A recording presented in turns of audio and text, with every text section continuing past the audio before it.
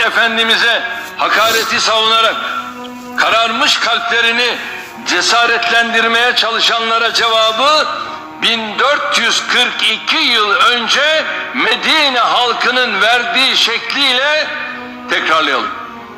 Tala'al bedru aleyna, ay doğdu üzerimize. Min seniyyetil veda, veda tepesinden. Vecebe şükru aleyna, şükür gerekti bizlere.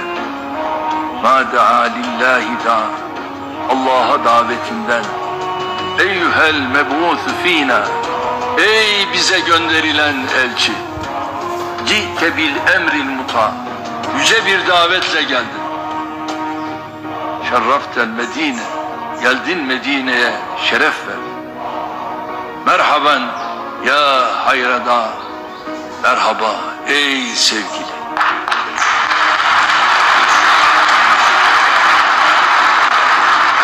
Evet, Mekke'ye, Medine'ye, Asya'ya, Afrika'ya, Avrupa'ya, tüm dünyaya, tüm alemlere ve tüm zamanlara şeref veren Peygamber Efendimiz'e yapılan saldırılara samimiyetle karşı durmak bizim şeref meselemizdir.